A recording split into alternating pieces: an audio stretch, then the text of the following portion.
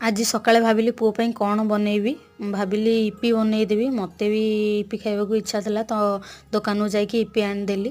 ଇପିରେ ମୁଁ ସୋୟାବିନ୍ ପକେଇକି କରେ ମୋତେ ଭଲ ଲାଗେ ପୁଅ ବି କହିଲା ଖାଇବ ତ ମୁଁ ସୋୟାବିନ୍ ପକେଇ ତାପରେ ଇପି ବନେଇଦେଲି। ତାପରେ ବନେଇ ସାରିଲା ପରେ ଦିଜଣଯାକ ମିଶିକି ଖାଇଲୁ। ଖରାବେଳ ରୋଷେଇ କରିବାର ଥିଲା ଘରେ ବିନ୍ କୋଳି ଥିଲା ଭାବିଲି ବିନ୍ କୋଳି କଦଳୀ ଭାଜିଦେବି ଆଉ ଡାଲମା କରିଦେବି ତ ତା ପାଇଁ ଲାଗି ପଡ଼ିଲି ବନେଇବାରେ ତ ପନିପରିବାକୁ କାଟି ଦେଇ ଖରାବେଳ ରୋଷେଇ ସାରିଦେଲି। ରୋଷେଇ ସରିଲା ପରେ ମନେ ପଡ଼ିଲା କି ମୁଁ କାଲି ନରକୋଳି ଆଣିଥିଲି ଭାବିଲି ସେ ନରକୋଳି ଏତେ ନରକୋଳି ତ ଖାଇ ହେବନି ଯଦି ଖାଇବି ସ୍ୱର୍ଗବାସୀ ହେଇଯିବି ଭାବିଲି ତାକୁ ଆଚାର କରିଦେବି ତ ତାକୁ ଭଲସେ ଧୋଇକି ସେଥିରେ ଲୁଣ ପକେଇକି ଆଚାର କରିବା ପାଇଁ ରଖିଦେଲି। ତ ଆଚାର ପୂର୍ବରୁ ଆଚାର ବନେଇବା ପୂର୍ବରୁ ତାକୁ ମୁଁ ଖାଇ ଦେଇଥିବି ସେଇଟା ପୁରା ଭରସା ମୋ ଉପରେ ଅଛି।